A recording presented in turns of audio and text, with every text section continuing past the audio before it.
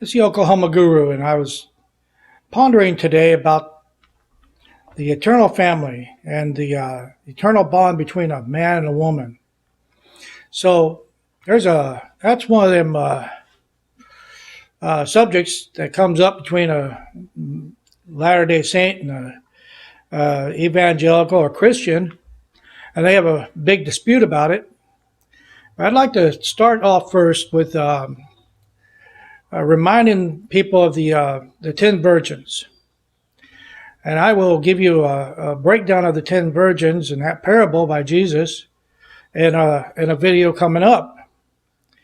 But today, I'd like for you to focus on the eternal family. Now, I've got a tablet here. I got all my information in, so I'm going to have to look down for a moment once in a while.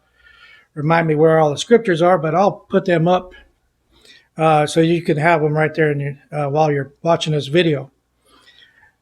Long ago, I'll tell you how I came to my understanding first, is long ago a friend of mine and me were contending against each other about this subject. And of course, he came up with the Christian foundation of on Matthew 22:30.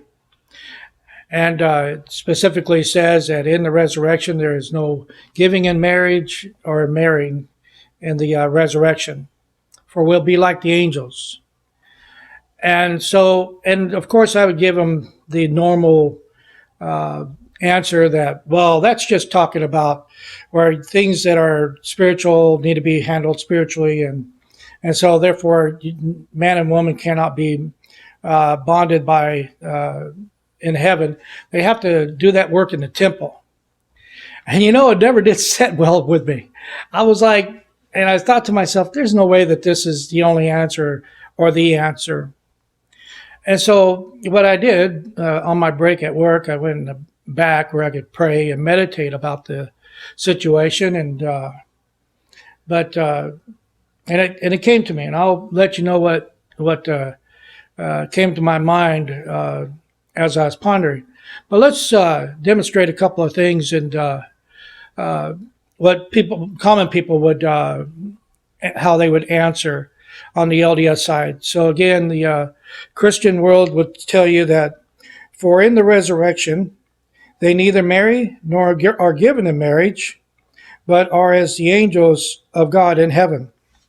And what's our comeback? Latter-day Saints say that Jesus Christ in the 19th chapter of Matthew, verse 4 through 6, he quotes the Genesis quote. It says, to cleave unto his wife, and they shall be one of one flesh. And then at the end of verse 6 in Matthew, it says, what therefore God hath joined together, let not man put asunder. You can only imagine what put asunder means, that no man can break it apart if it is of God. So the rites and rituals are performed to when it is under the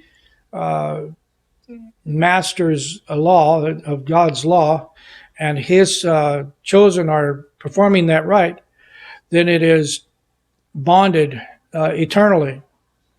There's another scripture that is used, Matthew 16. It says, upon this rock, Peter, that all things would be bound. Now, I'm giving you just some quick outlines of the scripture, not the totality of it, but you can read it. But it's pretty clear that whatever Peter binds together here on this earth will be bound in heaven. So how can you have this doctrine that is taught in Matthew 22:30 that says there is no bonded couples in the resurrection, but then you have these examples of when the rites are performed by the authority of God through Peter, and those who would receive that authority through Peter, that they would be bonded for eternity. It'd be only God could part them.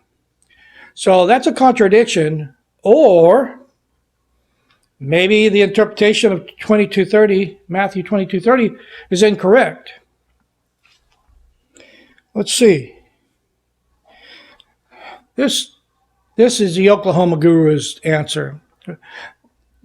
No, not really. It's the answer I received as I was researching this subject. I put the pages, about 10 pages up at the beginning of this video to show you that I did the work. I really went after this for about 3 months. And some of the things that some of the knowledge I gained, even more so, reaffirmed what I had been previously given through meditation. First is the words that are used in the Bible when it comes to the original language. One of the words is used as gemeo, and that word is used in 22:30, and it's also used in another chapter and verse, which is Matthew 24:38, which is they were marrying in the flood. Now, why would the cause of flooding the earth is because they're marrying? Must be something to that. But again, the word gemeo is used in 24:38. Now, in 22:24, this is the chapter. This is the question that the Sadducees asked the Jesus Christ. Now, remember that the Sadducees, they didn't like the idea of Jesus teaching about the resurrection, so they were using this question to gain power over the moment. You know, if you want to, if you feel like you're going to lose, you just bring something vile up, and of course you'll get the upper hand. But Jesus was smart enough, he's the master, that he was able to shut them down quick.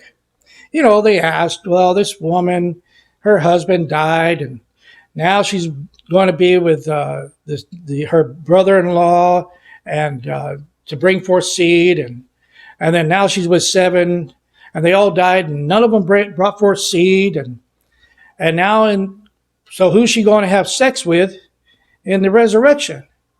And of course, the word that they use is completely, the definition is completely different from what was written in 22:30. So why? I mean, why change the subject? One is gemeo is where you bond or the marriage between a man and a woman, or giving in marriage, and the other word is the law that is applied when a husband of the woman dies without giving seed. So that was kind of strange there. But let's continue a little bit here. See, in Genesis 38, 8 and 9, it talks about Onan. Onan's the son of Judah, and sure enough, he was his brother died, and the woman had not given him seed.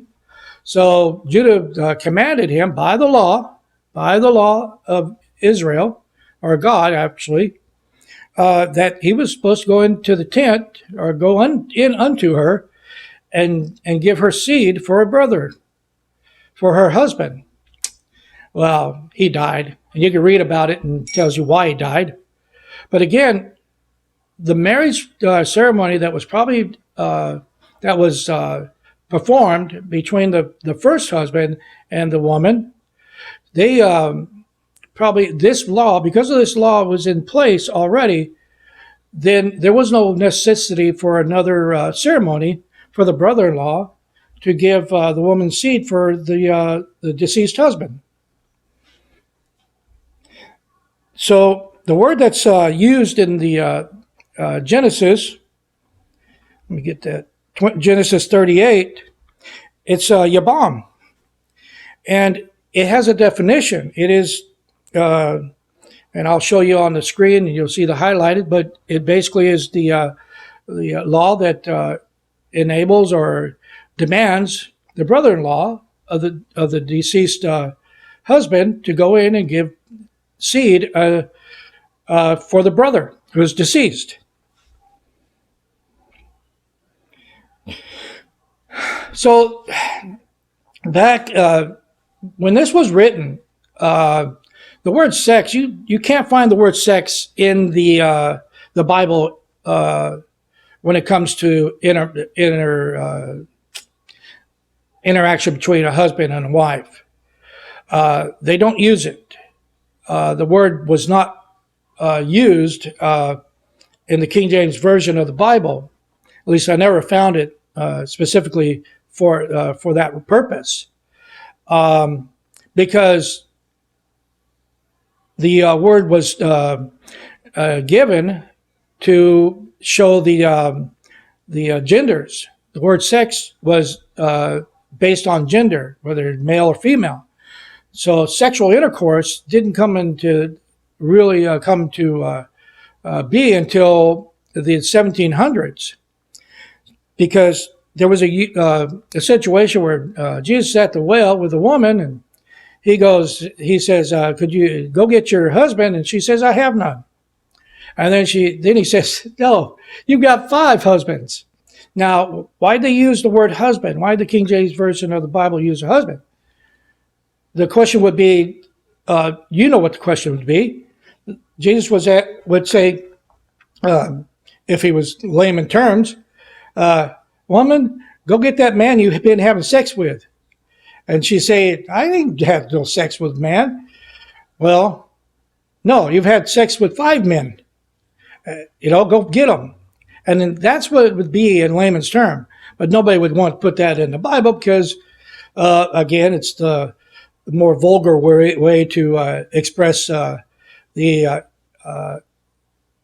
act of a man and woman being intimate with each other. So here's some synonyms. And we can see the word wed, ally, associate, bond, combine. The word marry is more for the act of 2 parts becoming one. So now, this is what came into my mind also whenever I was studying on this, meditating, is Abraham and his association with the people that his children. Now we know that Abraham had Ishmael from Hagar, but the one that the covenant would run through was Isaac. And so he was told by God that if he would keep the commandments and all that through him, that he would be the father of many nations. And then he told him that Sarah would be the mother of nations also. So in Luke chapter 16, where it talks about the rich man and Lazarus, this is a story that Jesus gives. Of course, it's for Jesus, he's talking about a situation that would come up at his time, not at Abraham's time, because in his time, Lazarus was his friend, and that name was familiar with everybody. So he says, the story goes that the rich man is in hell, and he's calling Father Abraham. And then Abraham says, son. Now, how can you have a relationship between these 2 men, one calling the other respectfully their title and their position, the diminutive and the submissive, and then where's Sarah in this situation? She's the mother of this man that is calling up Father Abraham. So if you have a mother and a father, then why wouldn't they be somehow joined? Because you don't lose your place and status in heaven, according to what this is saying. So this one baffles my mind. So again, Christian faiths, most of them, I think the Orthodox Christians, they believe in the eternal marriage, but all the other ones, they just come after us and attack us to no end. Here's the situation. Man's wife dies. He says, don't worry about it. You'll see her in heaven. But yet, he'll turn right around and if I was standing behind him and I was listening to this, I would ask him, so you believe in eternal marriages? And if he knew I was LDS, what would be his comment? Well, he'd go back to his foundation, whether never given in marriage or marrying and marriage in the resurrection.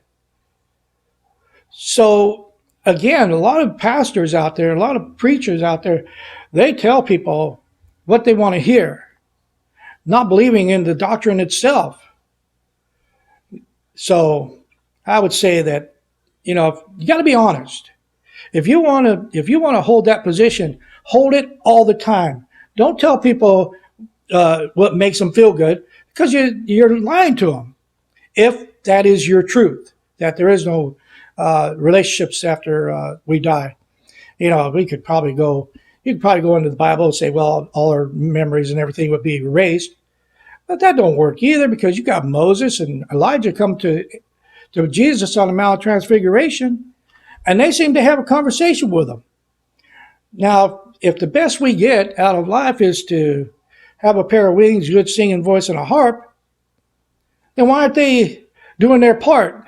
Why isn't Elijah and Moses taking part in the choir? No, there's that free agency.